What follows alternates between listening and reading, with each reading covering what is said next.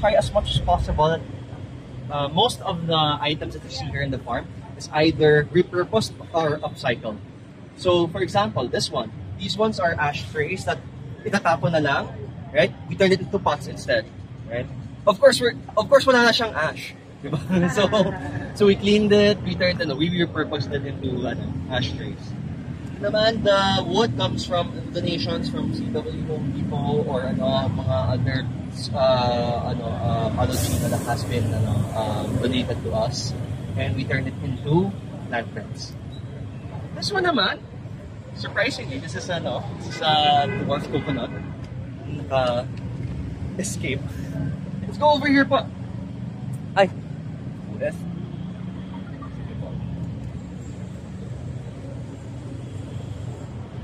Over here we have our different herbs, and have more over there.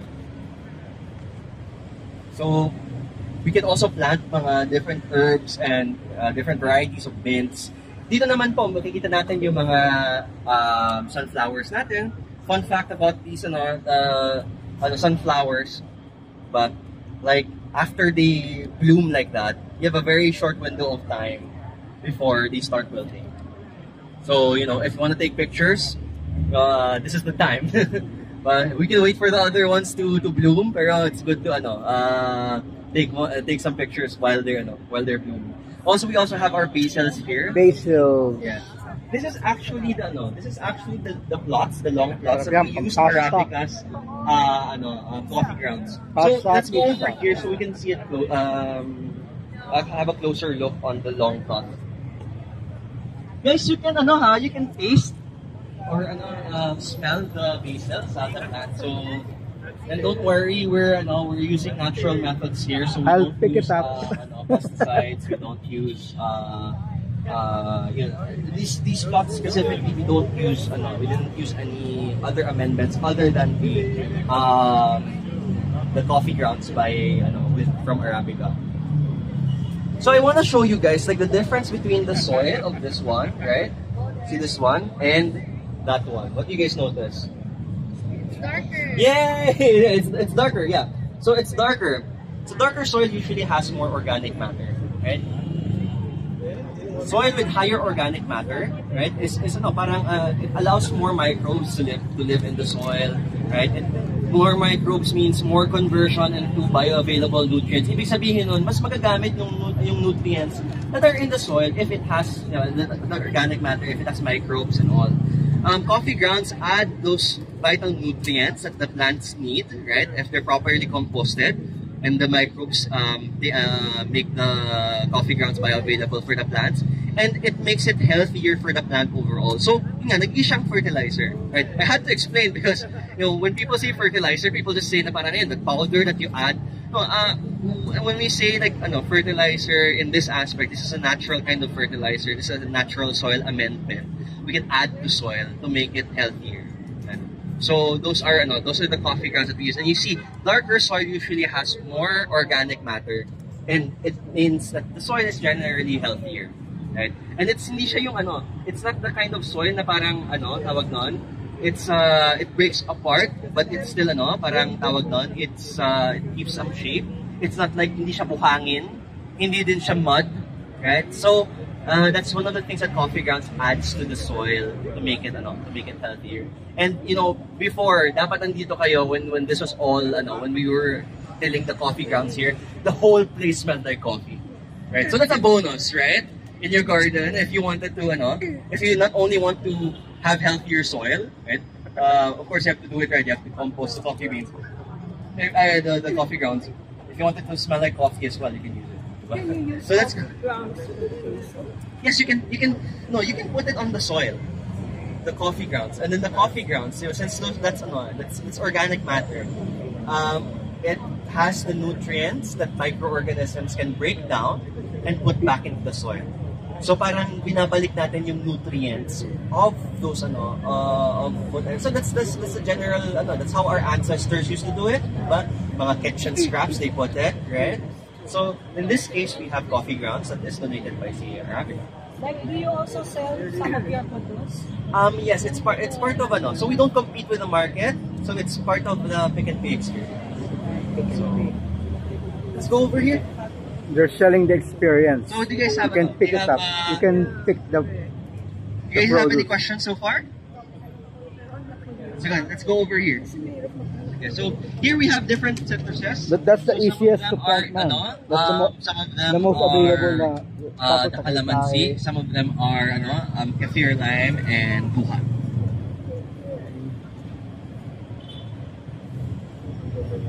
So Whoop.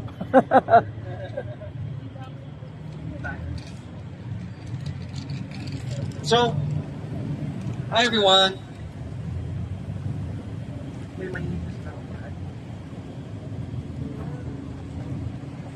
Ang lalaki na ng basil nila eh. You have to trim yung mga leaves na, di ba? Para dumami lalo. Yes. So you can prune it. Prune it. You can prune it and then para it keeps branching out and producing new leaves. Tapos pag nag-flower, tanggalin mo yung flower para hindi ma-prunda. Hindi siya kaagad bumalik dun sa niya. Ay, hindi siya maging mapait. So, here is our plant nursery naman po. Yung plant nursery natin is where we put our plants before we transplant them into the soil. So, it has to grow, right? It has to grow in a safe environment. It's like our own kids, diba? So, this is our plant nursery. So, they have to develop well before we put them outside. So, this is where we put them in. And then you see yung mga cups ni Arabica. So they also donate yung mga paper cups that are used instead of throwing them away, and we can use them here in the farm as pots for seedlings. So if you guys have the same at home, right? If you have paper cups at home or discarded containers, and especially mga biodegradable ones like the cups talaga, you can have for example, this is an example. I'll give you this one. You can add the holes in the bottom, yeah, and then just for it to drain, and then it lasts quite a while. Pang ilang beses na ba itong ginamit? Pangalawang beses na itong ginamit. Right, so this can last quite a while. Pero it's we're not contributing to waste anymore kasi we've effectively taken it out of the cycle of it turning into getting into the landfill. So that's one thing you can do to reduce your waste by using your cup. So thanks again, Arabica. And then here we have our here that has the coffee grounds. So as you can see, ito yung colored coffee grounds that we have on the soil. This is coffee grounds. Okay,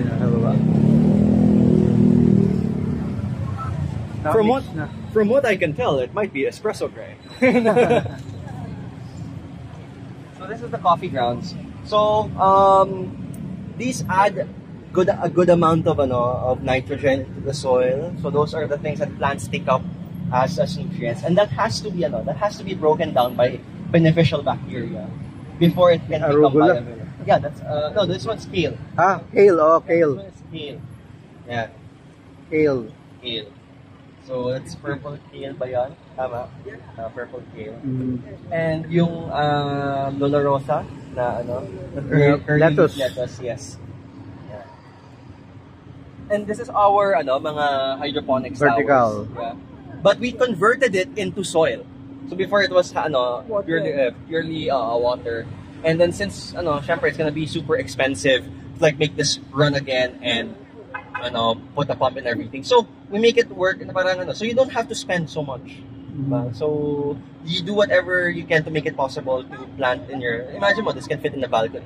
Right? So let's go over here. Naging soil na pala siya, hindi na siya hydroponics.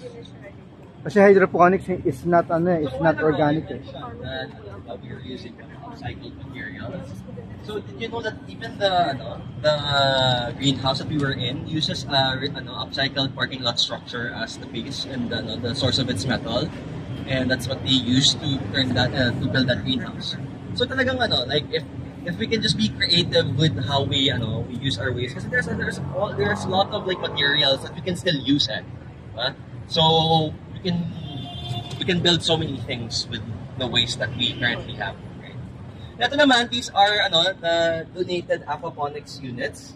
right? And aquaponics is the a soilless way of growing vegetables and fish without soil, and using the biological mechanisms of fish providing waste that beneficial bacteria take up and plants take the excess of. So it's basically building your own ecosystem, right? So it's actually very very interesting once you get into the science of it, because you're really building that relationship between bacteria, the fish, the vegetables, and everything has to be in balance. It's a great teaching tool, especially for students who want to know more about ecology.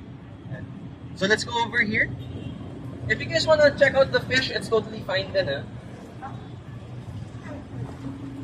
Ano ba fish no? That's tilapia. Tilapia. Nile tilapia.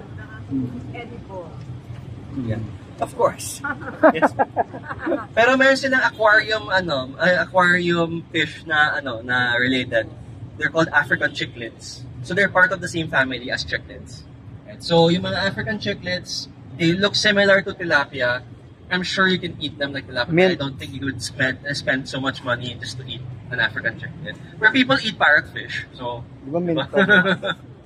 that's a peppermint. Peppermint. Yeah. Guys, wag matakot. You can actually touch it, smell the yeah. And yeah, you can. Yeah. So dito naman tayo. Sinong familiar dito? Kamachile? Sinong kumakain ng kadyo, this is kadyos. Kadyos. PBL, diba? So this is kadyos. Kadyos. Yes, or pigeon pea. Bihira lang may ganyan. Yeah, I thought this is kadyos. Yeah. So yan, the beans can be used, diba? Can be cooked. Yep. Yeah. So it's a lot of protein. So then naman, we have eggshells that we're going to use for fertilizers then. And here's the exciting thing that I wanted to show you guys. This is our coffee tree. Now we have a coffee tree here. So I've been growing this baby since 2020. This is my baby. So I grew it from literally a seedling back in 2020. So this is my coffee tree. So nagpa-flower siya. So so nagpa-flower na siya. And sometimes, right? Some people might have challenges getting fruits from some trees. Why? But for example, we have people come here and ask, bakit hindi nagpo-fruit yung yung tomatoes ko, or yung yung eggplant or whatever? Because these things are fruits. Flowers have pollen, and these things need pollinators. Right? So may mga pollinators tayo na tinatawag that go from flower to flower, and that fertilizes them. Each flower. Kung wala ka nun, right? Hindi siya it will not grow, right? So there are specific pollinators for coffee that might not be here because we are in the city. So what do I have to do? I have to go from each flower to flower to actually with a Q-tip, just so it would fruit. Yeah. But I'm too lazy to do that right now. So maybe pag ginanahan ako. Pero this is it's been growing since 2020. It's been flowering since 2 years ago. So ayan. So this is a coffee tree. We also have mga native trees here that are in containers. So this is Cayumanis. This is only found in the Philippines. This is endemic to the Philippines. Right? We have our Chinese malunggay, which is actually the binahian that is native to the Philippines. The usual malunggay is the one that is binahian. The malunggay, Chinese malunggay, is the exotic one kasi that's from Africa. Ito, we have our sampalok. Right? What do you do with the eggshells? The eggshells fertilizer, dudurugin. So you can dissolve it in vinegar, right? And that helps the eggshells blender dissolve. Tapos yung vinegar eggshell mix na yon, you add some water to it para patay lang yung asim niya, or yung pH niya gets to a better level, and then pwede mo siyang idilig. That's how you can make homemade DIY calcium or phosphorus fertilizer using only egg cells. How often do you harvest?